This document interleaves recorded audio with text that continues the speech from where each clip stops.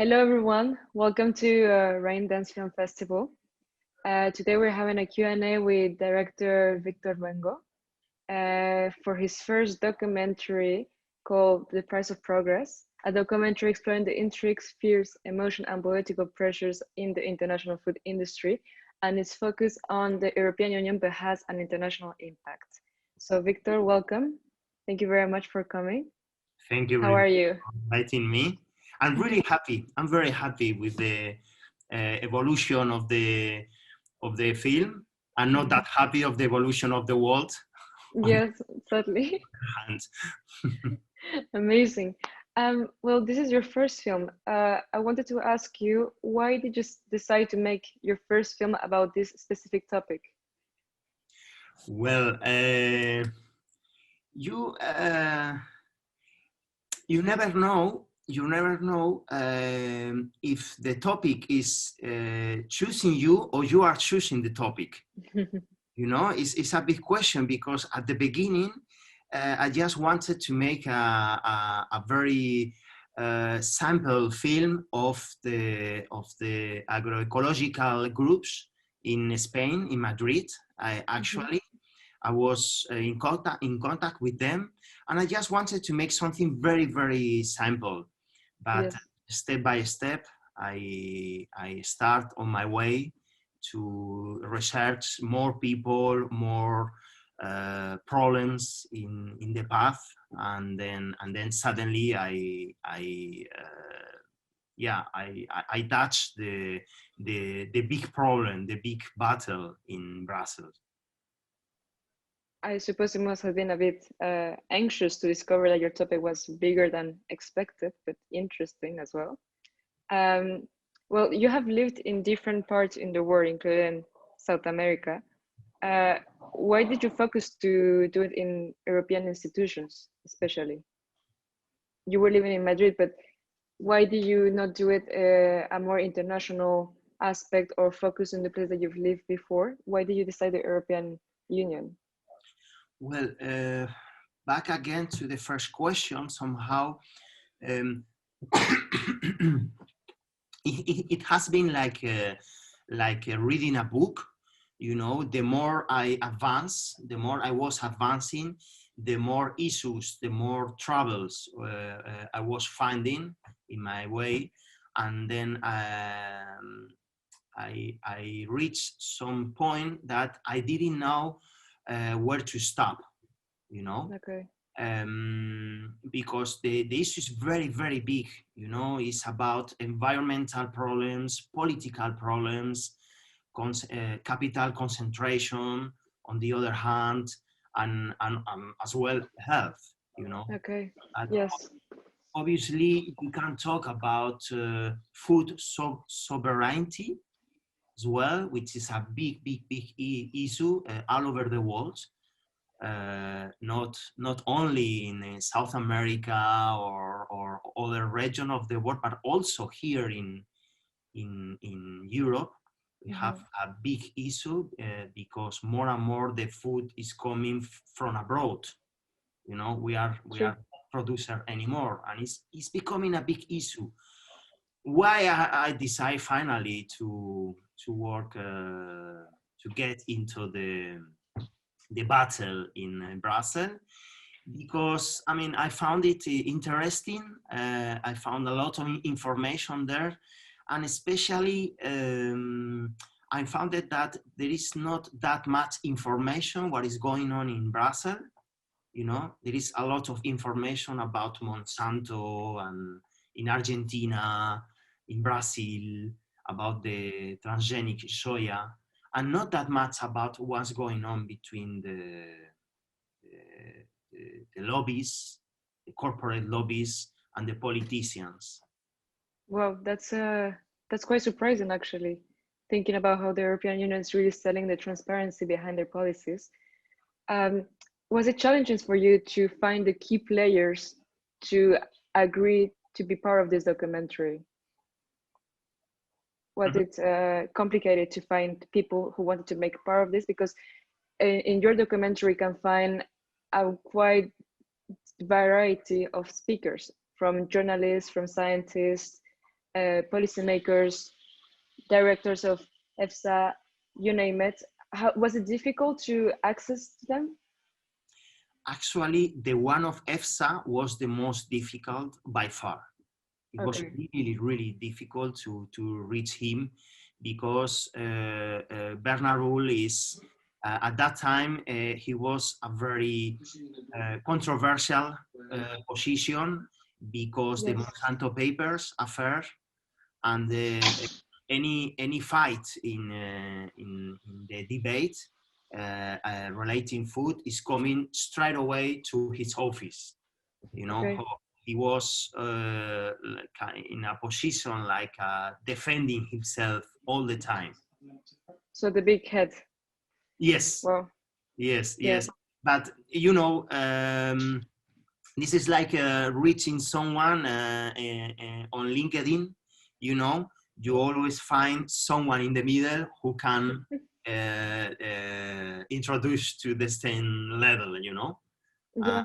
and Yeah. step Yeah. by step, I reach him finally. Well, interesting. What was your research plan, or how was your, like, did you know you wanted to speak to these specific people before, or it just came up throughout your research? How did you start it from?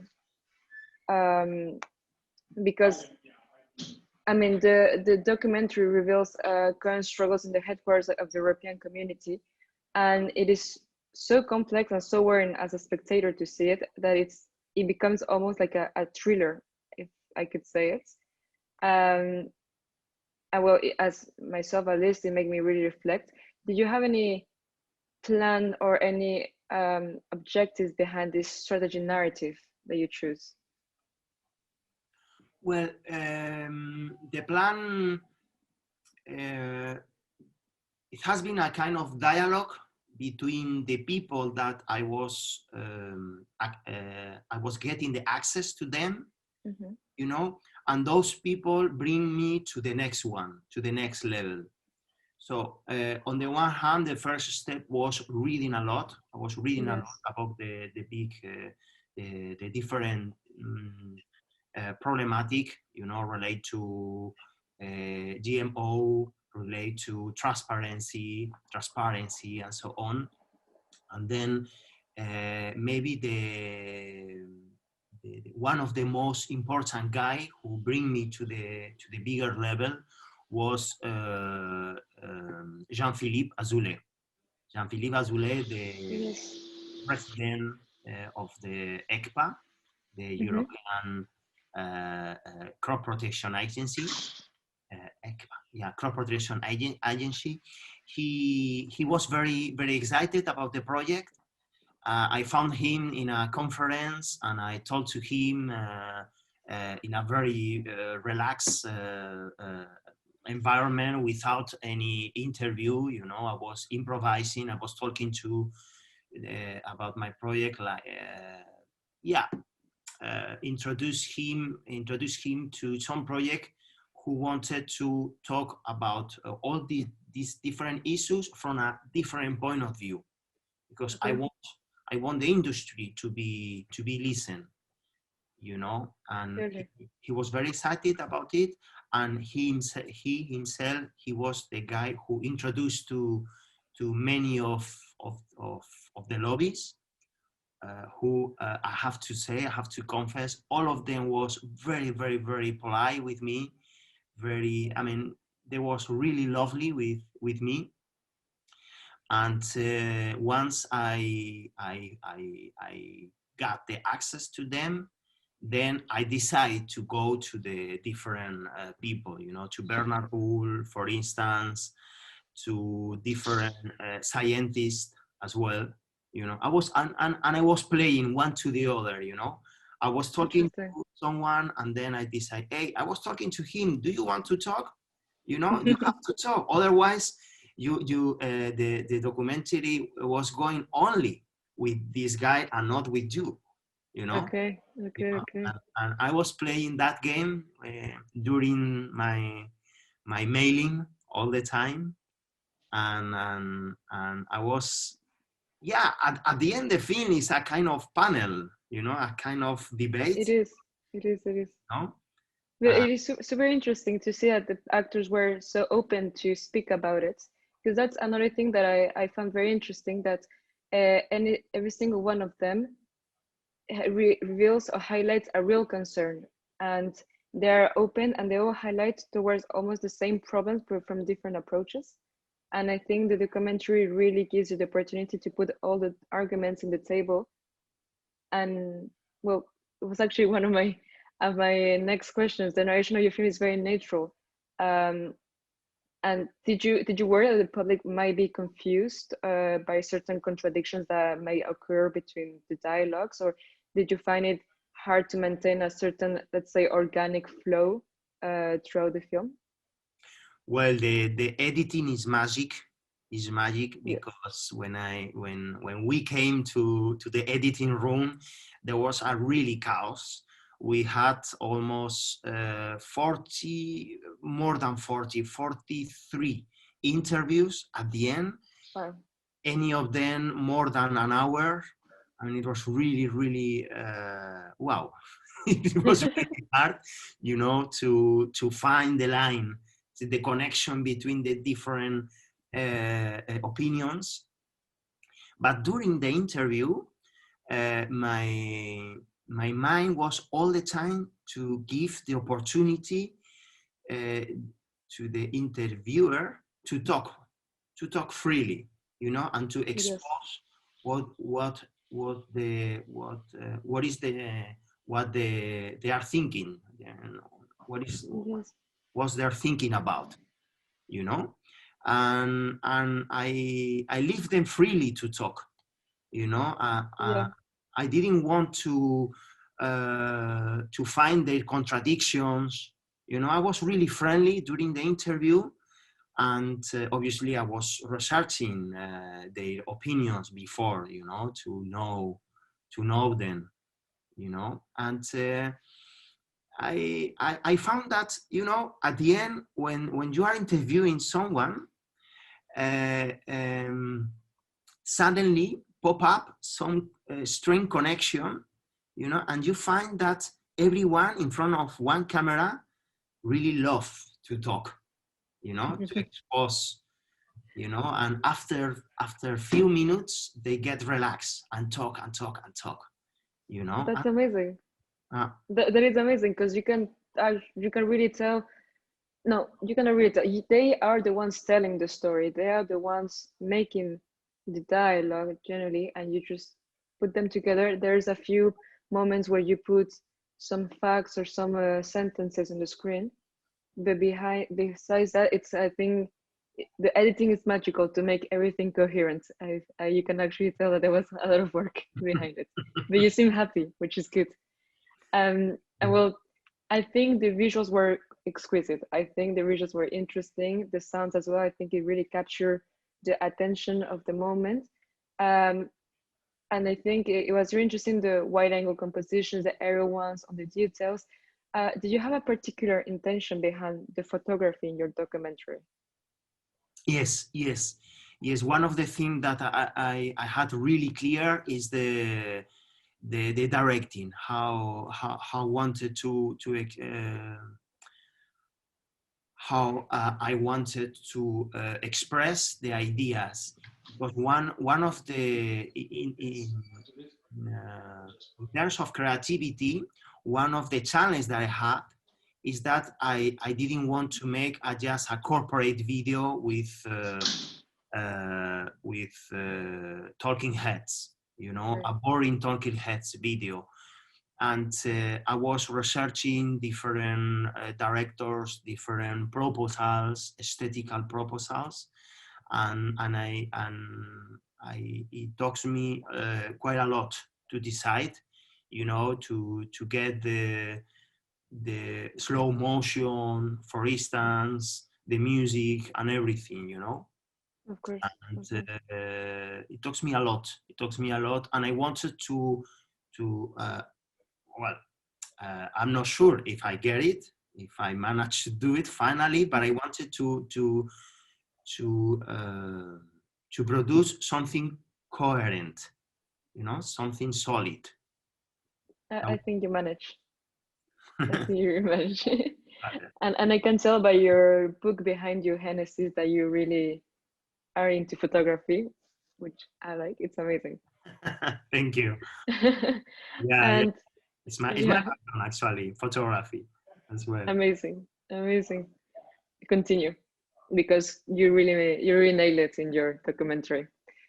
Um, this documentary was shot almost 2 years ago. Is that right?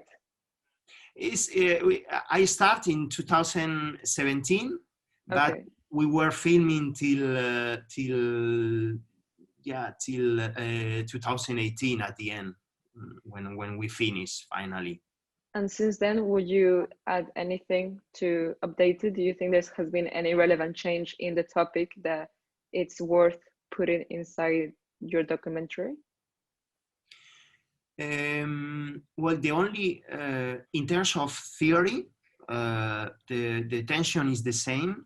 That's true that some of the guys who appears in the film now they quit their job and they change to any job. For instance, Bernard Ruhl is not anymore the director of EFSA, but Okay, the problematic is the same. of course. Natalie Moll as well, he changed. And also Jean-Philippe Azoulay is not anymore the president. But the problematic is exactly the same, exactly the same. Just right now, during the pandemic, the voice speaker of the corporation has been pressured a lot in Brussels to change and to relax the regulatory laws as well. So it has been Okay. changed at all. Mm. Yeah, I was gonna ask you about that as well, that if you think that the pandemic had actually represent a change in the game, or like a chance to revisit regulations in the food industry by the European Union. But as you just said, it's the same scenario basically. Yeah. It's the same scenario. Well, um, one of the things which happens with agriculture is that agriculture is not sexy. It's not a main debate when someone is voting. So most of the citizens vote because identity, because nationality, because other topics. Of course. And no people vote because they like agroecological food in the supermarket. That's not sexy. So lobbyists doesn't have to wait till some particular time to pressure. That's true.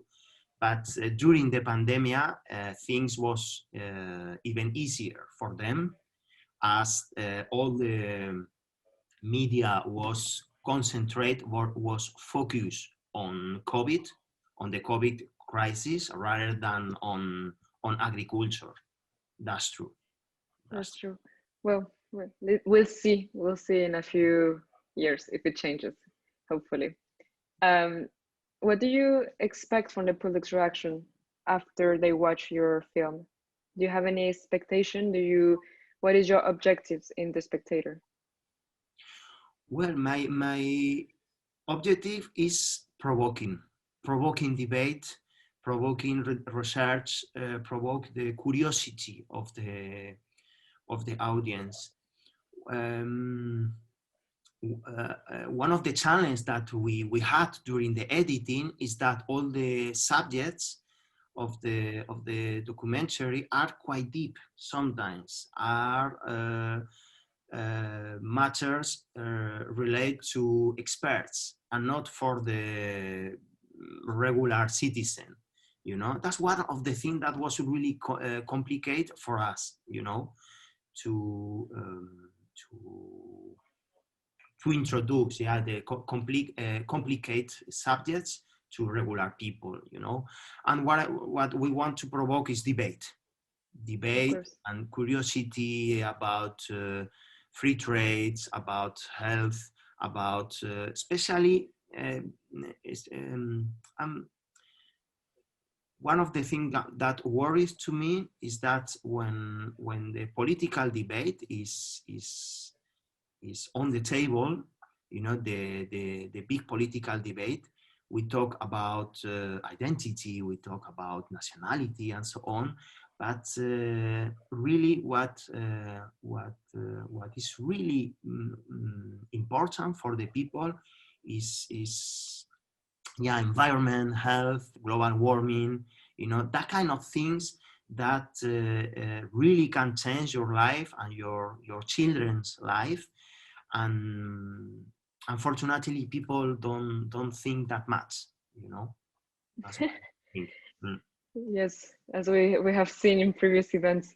I think one of my favorite interviews of saying was towards the end when one of the speakers says that science, once it's combined with values, it loses kind of its meaning of its objectives. That therefore, if you mix science with political interests, science can be easily point as corrupt or as yeah, corrupt basically, or defer any results, anything. And that is the moment when there's mistrust, there's complications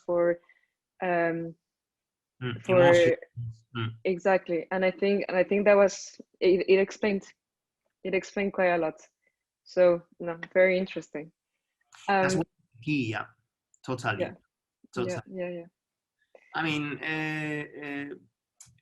when you are in college, when you are a student, you think that science is kind of monolithic, solid bunch of knowledge, you know, that is the true, you know. But actually, when you put one feet into the science, you see that there is a lot of financial pressures, emotions, that the truth is very elastic, you know, and can be changed a lot, a lot. Yes, and I think all the interviews, what they reveal as well is that every single one of the speakers, whether they agree or not, they think they are right at the end of the day. And I think they are right in their own realities, and it just reveals how complex the mosaic really is of all the actors combined to make a collaborate action. You know, which is at the end of the thing, at the end of the day, I think what they want. Um, so yeah, no, clearly it is mind opening. Um, do you have any upcoming projects that you would like to share with us, or are you interested in pursuing the same topic again in a further documentary, in a further work? Uh, well, uh, maybe my problem is that I'm very curious about too many issues, you know. That's good. But the bad point of this, the bad side of this is that you can disperse too much, you know. So Yes. now I am researching a lot about Okay. monocultures in a big sense, you know, not only about agriculture monocultures, and is kind of calling me this Mhm. issue a lot. And if I follow this path, I will travel a lot, because you have to talk about monocultures in South America, in North America, about the soya, especially the sugarcane as well. And but we have to talk about monocultures as well in terms of monopoles. You know, monopoles of computers, of technology. You know, the concentration of resources in general Okay. in very few hands, you know. And that's one of the things that I think most or best describe our historical time. You know, you see that the not only money, not only financial resources, but natural resources are getting more and more in less hands, you know, and also knowledge as well, you know. And as that's one of the things that I don't know if this English, if intrigues me, you know, is yeah, intrigues me, Intrigues. Yes, yes, yes, yes. yeah, a lot. I can tell. But no, you're right, and it's an infinite subject. I think you can make as many documentaries as you want about this. You will never finish.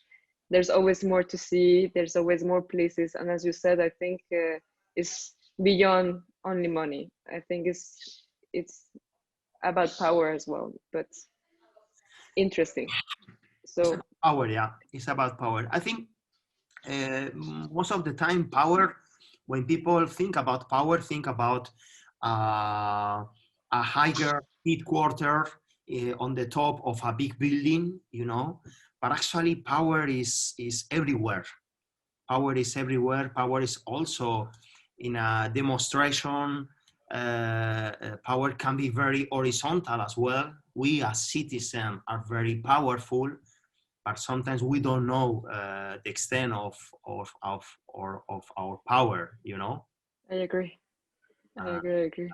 can be quite magical sometimes when people realize, hey, we can change things, you know.